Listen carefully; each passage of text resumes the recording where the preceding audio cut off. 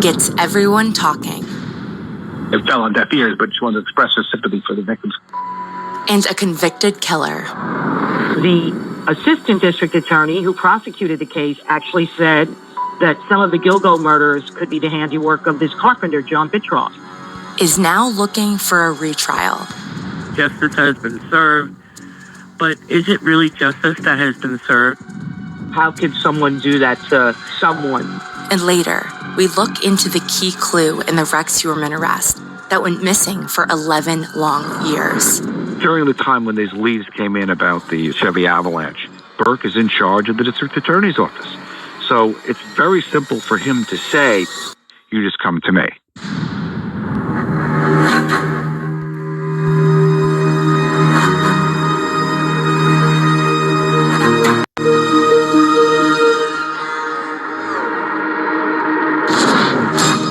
From ID and Joke Productions, this is Unraveled, Long Island Serial Killer.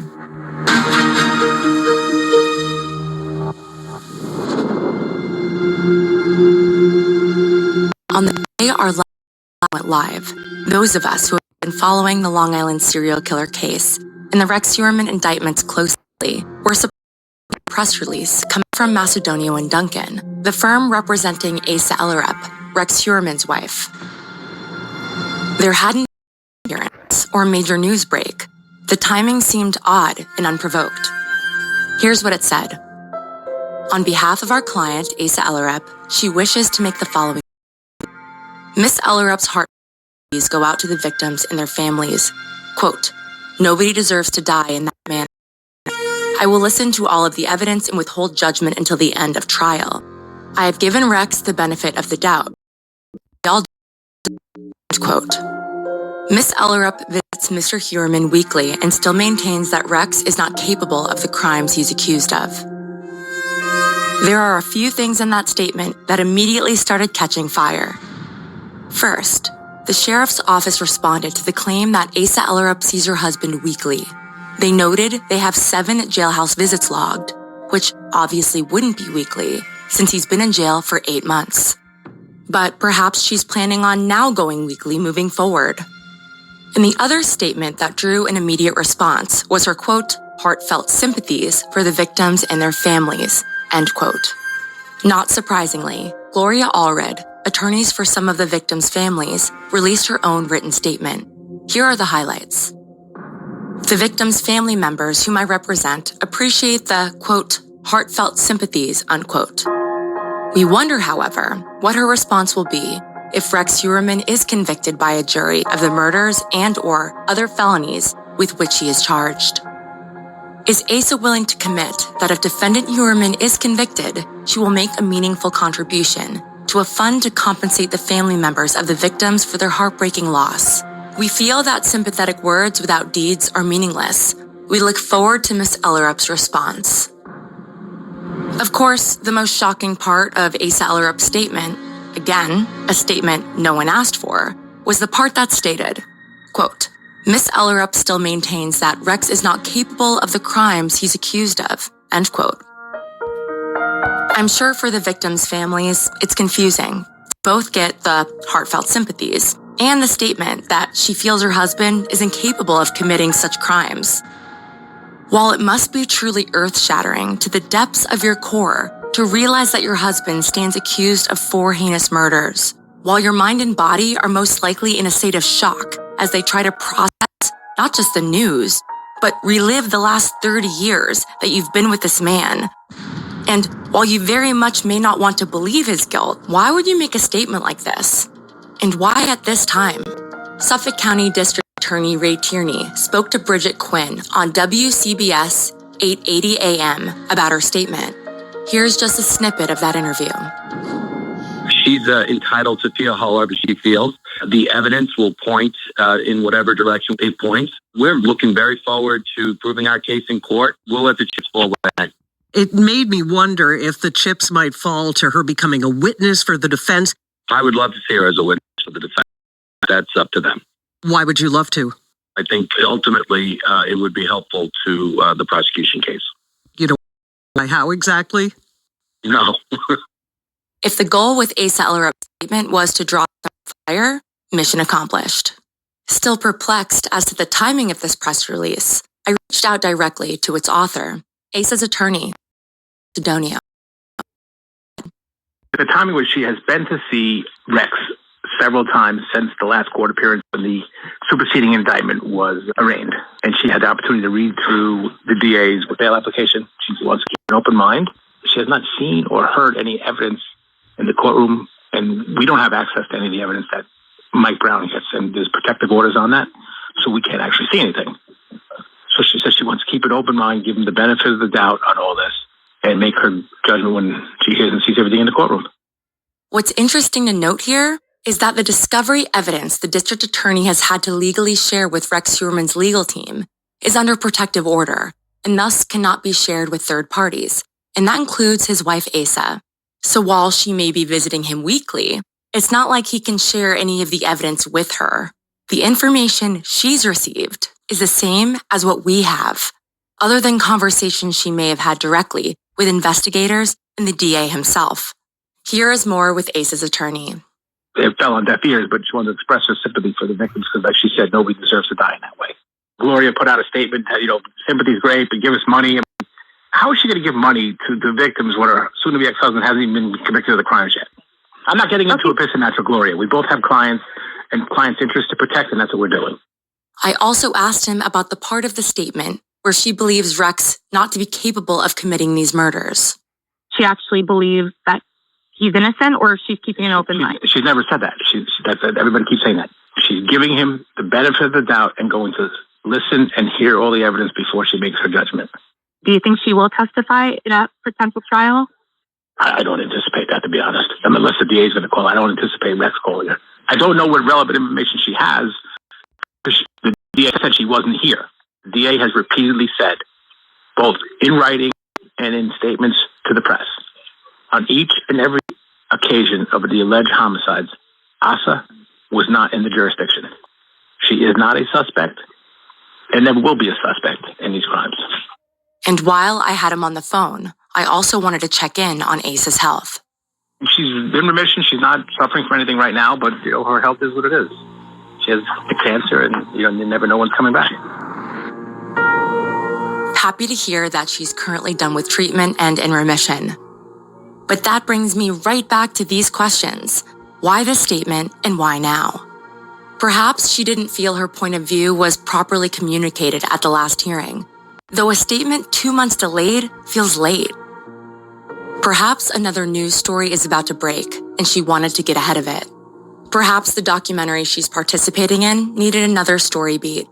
Perhaps the responses from D.A. Tierney, Gloria Allred, and other journalists and podcasters like myself was exactly the point.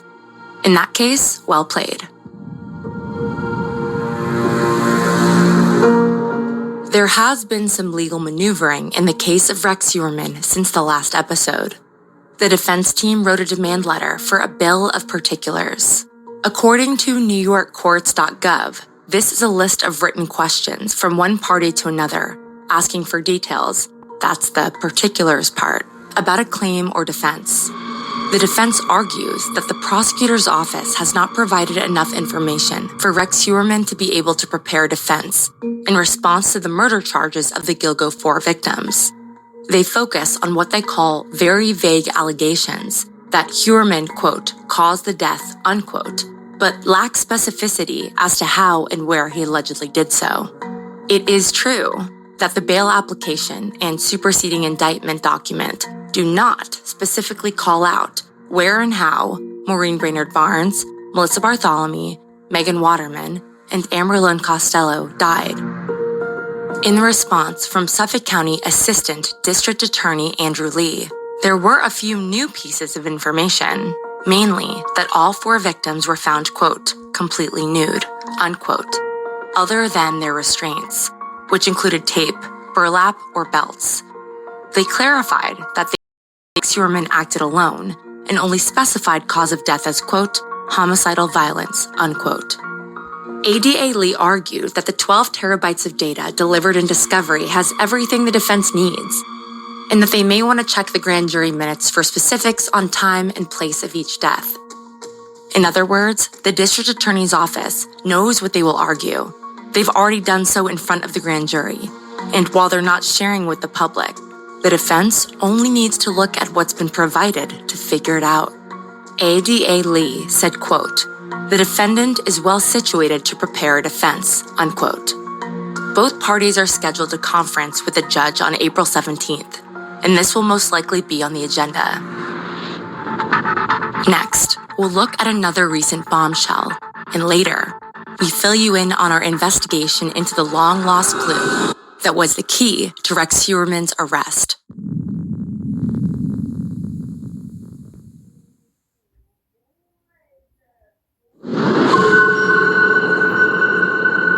In the original bail document filed in July of 2023, we learned that amongst Rex Heuermann's alleged serial killer web searches, like Serial Killer by State 2023, 8 terrifying active serial killers we can't find, and America's 5 most notorious cold cases, was a search for, quote, John Bitrolf, unquote.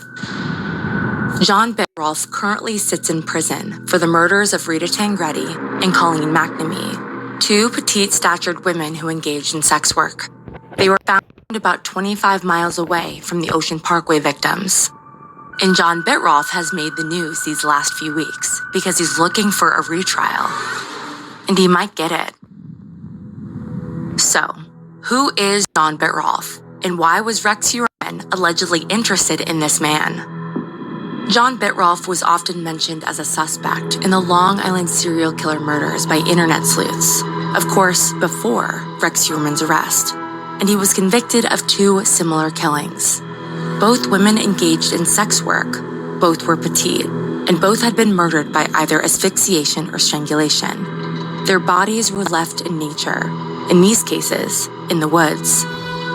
They were found in November of 1993 and January of 1994. John Bitrolf is also the main suspect in the murder of Sandra Costilla, who was murdered in November of 1993.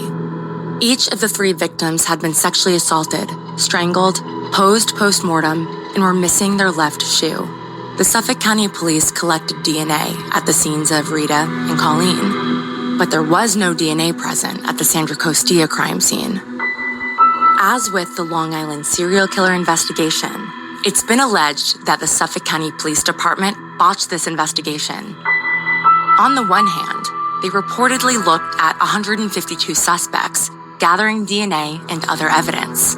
On the other hand, 2 of the primary suspects were in fact officers at the Suffolk County Police Department, and the case went cold for 2 decades.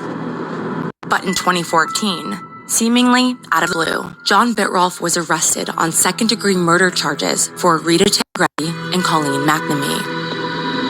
A stunning arrest today. A man who has lived for 20 years in a quiet Suffolk County neighborhood with a wife and children is tonight charged with a cold case murder. 2 women killed 2 decades ago. Investigators say there could be an additional victim. The bodies of 20-year-old Colleen McNamee and 31-year-old Rita Tangretti, both considered sex workers at the time, were found within 3 months of each other. Both victims were found in close proximity to where the defendant resided at the time. Our cameras were there when the suburban father of 2 faced a judge inside Riverhead Criminal Court. The 48-year-old said nothing and showed no emotion as charges against him were detailed in criminal court. Bitrolf entered a not guilty plea. His attorney says at trial it will be proved they arrested the wrong guy. We tried to see if anyone was at his Manorville home for comment. No answer. Still so many questions from neighbors still in shock. I thought he was an all-around, family man, nothing ever strange out of the ordinary, for something to pop up like this 20 years later down the road, it's crazy.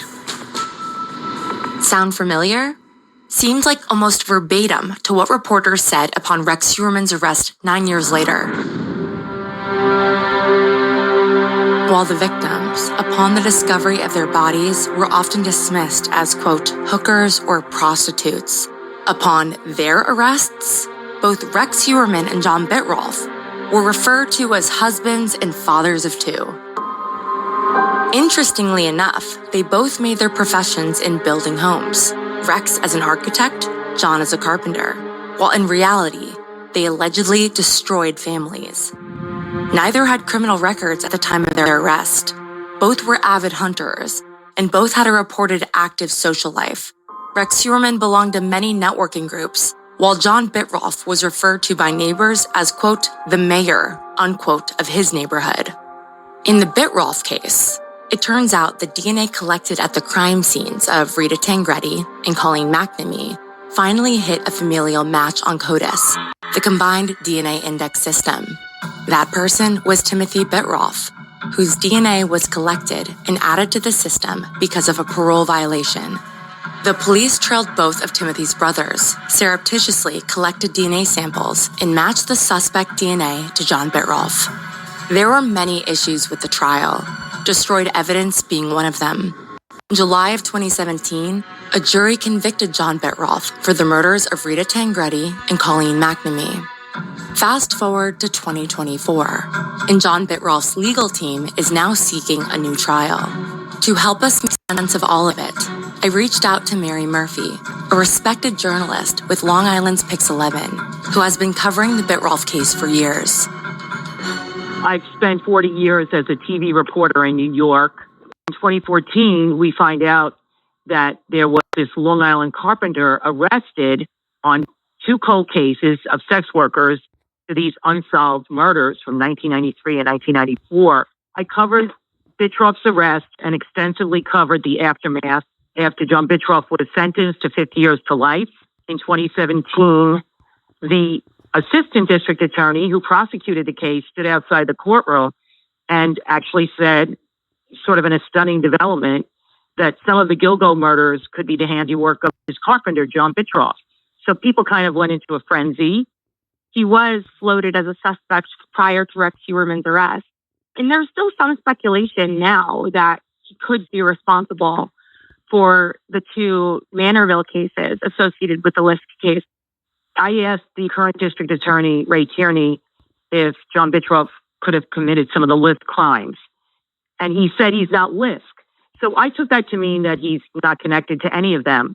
But it's possible that he meant that he's not Lisk in connection with the Gilgo 4. While the 2017 statement made by the Bittrolff prosecutor definitely added fuel to the speculation that John Bittrolff could be responsible for some of the Ocean Parkway victims, it's not the only piece of information that did. Rita Tangretti, who was one of John Bittrolff's victims, reportedly had an adult daughter who was best friends with Melissa Bartholomew, who was one of the Gilgo 4 victims. And John Bittrolff lived in Manorville, which is where some of the remains belonging to Valerie Mack and Jessica Taylor were found in a wooded area. The rest of their remains were part of the discovery along Ocean Parkway in April of 2011. Here's more of my interview with Mary Murphy. What is your understanding of the more recent developments in the Bittrolff case? He went to prison, 50 years to life in 2017, but his team has continued to appeal the conviction. At one point, the appeals lawyer said that there was not a proper certification done by someone in Albany about the DNA evidence because genetic material tied to Bittrolff was found on both victims. And I don't think his family is necessarily disputing that maybe his DNA was on both victims after visiting them as sex workers, but they're disputing that he killed them. But now the latest that's going on with Bittrolff is the appeals team that's actually part of the Legal Aid Society. They're claiming that during the trial, the prosecutors from Suffolk County did not provide an internal affairs report about a former Suffolk County cop. Apparently, this cop's ex-wife said that she believed that her husband at the time had killed Rita Tangretti, one of John Bittrolff's victims. So there is this debate going on now. These legal aid attorneys are saying the defense did not get this document relating to this cop and the investigation of whether the wife believed that her husband was the one who killed Rita Tangretti. However, the current Suffolk County District Attorney's Office is saying that document was given a long time ago during the case, during the trial. The original trial attorney, though, has said he didn't recall receiving that document. Did you become aware at any point that any Suffolk County police officers had been suspects back in the 90s during the original investigation. I had heard, and I believe this actually was brought up at the trial, there was another Suffolk County police officer, a different police officer that I just referenced, who was a suspect. We're 30 years later, and it's like the mishandling of this evidence in this case, it's jeopardizing the Bittrolff conviction. He has family members that are very much supporting him. And at least several years ago, I know that his wife was supporting him. I spoke to his sister-in-law, and there were certain members of the family that were really working hard to prove that he was not the killer. It is interesting that Bittrolff's family stood by him during the trial and even after the conviction, perhaps similarly to how things are playing out with the Heuermann family. I asked Mary Murphy what John Bittrolff's chances are at a new trial in light of these new claims. If it's proven that the internal affairs report was not handed over to the defense during the trial, the argument could be made that it could have been exculpatory or helped him with the trial. I mean, anything is possible. It's interesting that the Legal Aid Society has taken this on. Usually an appeals attorney is hired by a family. I'm not super familiar with the Legal Aid Society. Are they government funded? I'm sure there's some government funding. They usually, they represent people oftentimes who don't have any funds to pay for an attorney.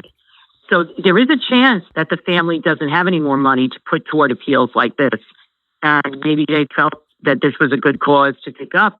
I think it'll be so interesting if he ends up succeeding. And it's because of the same sort of negligence that we saw in the early days of the Lisk investigation. It would be quite a development if that happened. As a reporter on the True Crime Beat on Long Island, Mary has had a front row seat to how cases are handled by both the police and the district attorney's office. I asked her if she's seen any difference under District Attorney Ray Tierney's watch. I think there's more transparency now. And in fact, I was really amazed at the amount of detail contained in that bail affidavit when Rex Heuermann was presented in court. They received 32 pages of essentially evidence in the Gilgo case. Then there was another affidavit that was presented in January when he was indicted on the fourth Gilgo victim, Maureen Brainerd Barnes.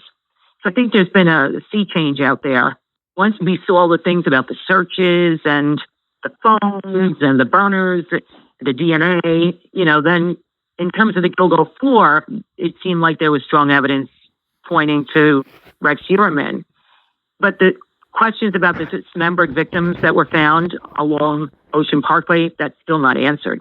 So it's going to be really interesting to see if they tie any of those dismembered cases to Rex Heuermann. When it comes to John Bittrolff or any convicted person, the appeals process is part of our judicial system for good reason. Wrongful convictions, unfortunately, do happen. But when a convicted killer, especially one that took years to bring to trial, seems to gain traction on an appeal, the family of the victims get these old wounds opened all over again. Teresa Tangretti, niece of Rita Tangretti, a John Bittrolff victim, is processing all of this new information now. Here's a little bit of my interview with her from before the appeals news broke. What are your sort of early memories of your aunt? She loved to dance. I just remember her dancing a lot, and she had 3 kids at the time. My aunt's oldest son is Anthony. She had a daughter, but she had passed away. And then there's Frankie playing with her kids. I was sick. We always would play red light, green light. My Aunt Rita was a very, very good mom. Always took care of her kids. She always had her kids with the best of whatever she could get and whatever her husband at the time could afford. I loved her husband. His name was Frankie. I just remember him being this shabby guy, and he would always smile. Did they remain together or did they split up? They were together, but then my aunt just chose to go down the wrong path. Everybody makes mistakes. She was still married to him when she passed away. It was just wrong choices. Drugs had taken over. She might have been this little short little Puerto Rican girl, but she didn't open up a can of whoop ass if she needed to. She was feisty, but very loving. Teresa also spoke about how the news of John Bitrolf's arrest impacted the family. I thought they're going to catch this person, whoever did it, man or woman. No, Grandpa, they're going to catch him. She's like, well, they should have catched him already, after a couple of days. Years went by, and I was always thinking in the back of my mind, when. And then I gave up hope after about 10 years. We thought it was a cold case. And my cousin Anthony called. They found my mom's killer. I got goosebumps now saying it again. I screamed so loud. I was so happy. I started crying. Even the tears now, I can remember that day. It shattered everybody's world. When my mom found out, she just went ballistic because that was her baby sister. They were very, very close. I wish my grandmother would have been here to find out the justice of her daughter, them catching John Bitrolf. Justice has been served. But is it really justice that has been served? I mean, this man is still alive, in jail. It's really, really sad that he still has this life and he's living in jail, but these two women are gone. So when he got 20 years of freedom after he did it. Yeah, exactly. And now, almost 7 years later, an alleged prosecutorial mishandling could derail the conviction. I reconnected with Teresa and asked how she was feeling in light of John Bitrolf's appeal. His evidence and DNA don't lie. I'm sorry. It just doesn't. I firmly stand on my belief that he was a suspect. My family, we don't believe in eye for an eye. We have that much faith that, only God can judge you. We prayed for John Bitrolf and his family. How could someone do that to someone? You do the crime, you got to do the time. I asked if Teresa had heard anything about Rita's oldest daughter, Amanda, allegedly knowing Gilgo 4 victim, Melissa Bartholomew. I have no idea about that. God bless her soul, Amanda. She passed away.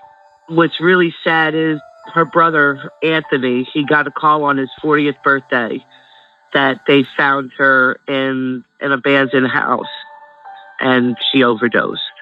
I'm so sorry, Teresa.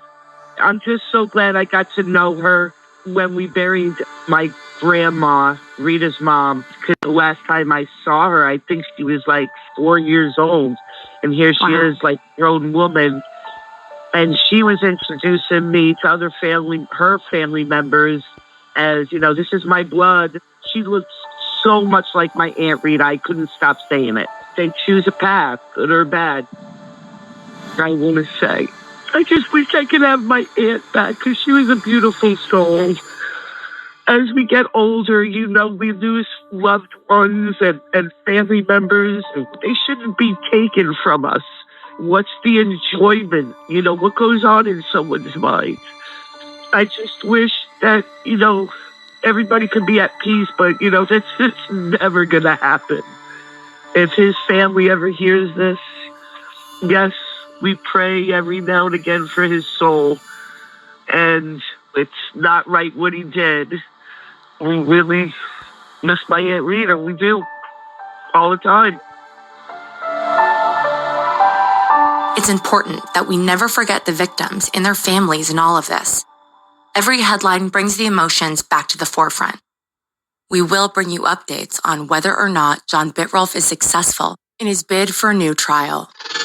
Next, we look into what went wrong at the Suffolk County Police Department when it came to that key piece of evidence that led to the identification of Rex Heuermann, the dark green Chevy Avalanche.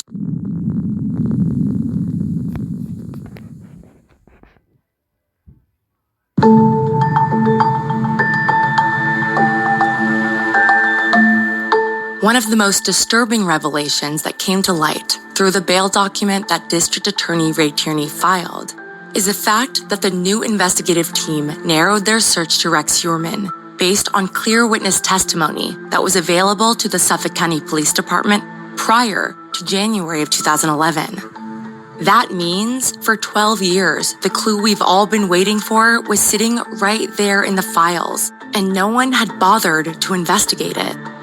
Nothing about this has infuriated me more, so we've been looking for answers.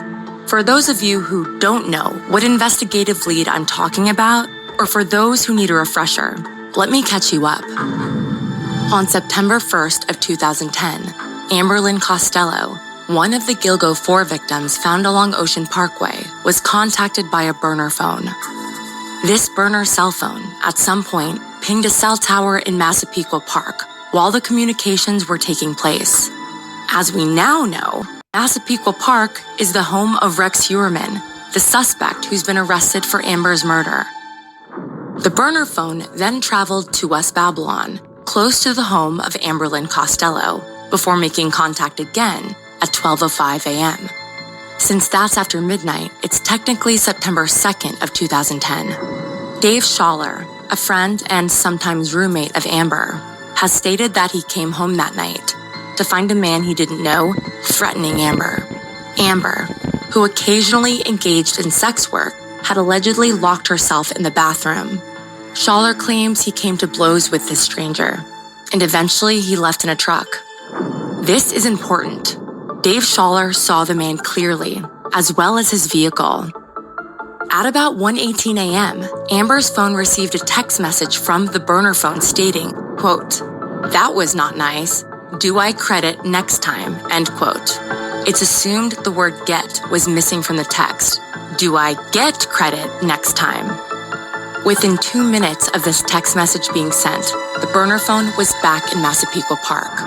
On the evening of September 2nd, around 9:30 p.m., so about 20 or 21 hours later, the same burner phone contacted Amber from Midtown Manhattan. We now know that is where Rex Heuermann's office was located. The burner phone then traveled to Massapequa Park and back to West Babylon when it had contact with Amber's phone again, around 11:17 p.m. After this, Amber was seen leaving her residence. A witness saw her getting into a dark-colored truck. It was assumed with a client. And that was the last time Amberlynn Costello was ever seen alive. She left her cell phone at home, so she didn't have contact with anyone after that. It's believed that the client convinced Amber to meet up a second time the following night, and for lack of a better description, make good on the business deal that had been arranged the previous evening. The Suffolk County District Attorney alleges the client in question is Rex Heuermann. 3 months later, on December 13th of 2010, Amberlynn Costello's body was found along Ocean Parkway, together with Melissa Bartholomew, Megan Waterman, and Maureen Brainerd Barnes. Together, they became known as the Gilgo 4. After the discovery of Amber's body, Dave Schaller insists he went to the Suffolk County Police. We don't have an exact date, but since Amber wasn't identified until early January of 2011, it's probable he went to the police after that. He gave police the description of the man he suspected, the last client of Amber's. He said that he saw a man that, quote, looked like an ogre, end quote. But he also told police the man drove a dark green Chevy Avalanche truck. Now fast forward 11 years, when under the direction of District Attorney Ray Tierney, the Long Island Serial Killer Task Force goes through all of the evidence in the files again. And a female state trooper takes it upon herself to search the registered vehicle databases and not only finds the dark green Chevy Avalanche truck in Massapequa Park, but also that its registered owner, Rex Heuermann, fits the physical description of the witness testimony. So why did the Suffolk County Police Department not pursue this lead back in 2011? I reached out to then Suffolk County Chief of Detectives, Dominic Ferrone. And if you've listened to this podcast from the beginning, you've heard from Dominic before. And while we've met in the past, he said he couldn't sit for an interview at this time, although he gave me permission to read you the text that he sent me. Here's what he said. Quote, I don't recall anything about a Chevy Avalanche or where it was buried in the case folders. A chief is never aware of all the nuts and bolts and hundreds of leads in a massive investigation. I wish I was.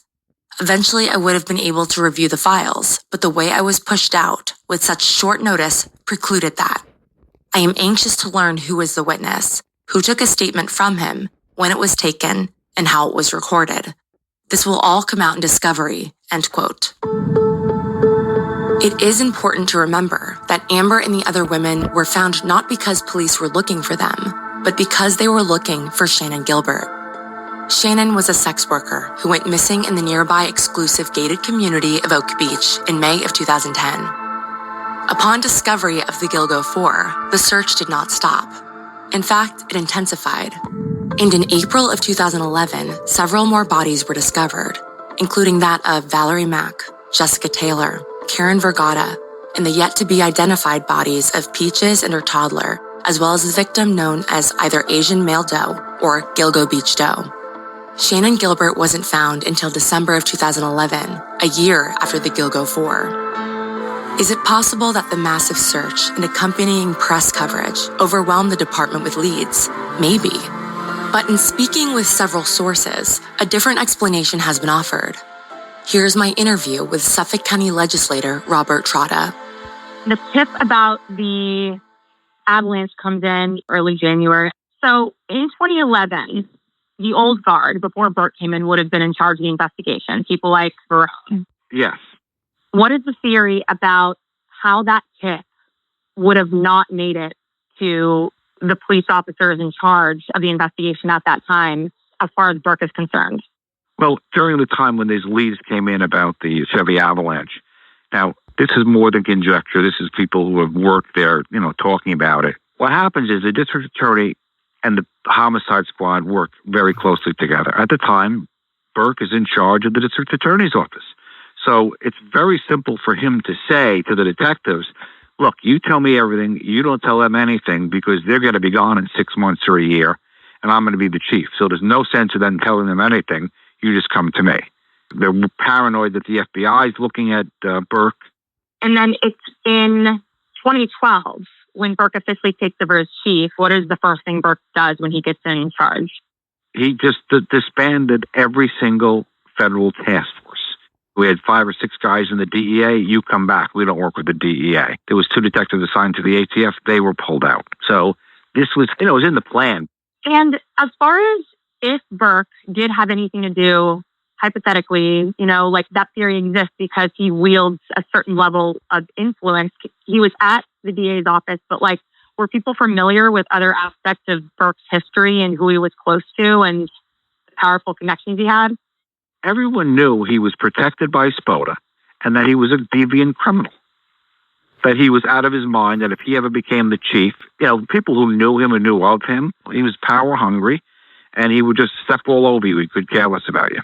And are you just surprised in general that 12 years later, this tip that they had the whole time, was miraculously found by just a female police officer doing work? Right off the top of my head, it sounds like they screwed up. But of course, I wasn't there during that time. I mean, there could have been 50 boxes of materials. But it doesn't matter. When you look at the fact pattern, any supervisor, anybody with half a brain would figure out, okay, this is our big lead. This woman was missing 2 months ago. We got a guy saying that he got in a car with a guy in a Chevy Avalanche and he's 6'6". That's got to be the number one thing you're looking at. Whether this exact lead was buried at James Burke's request, we'll never know.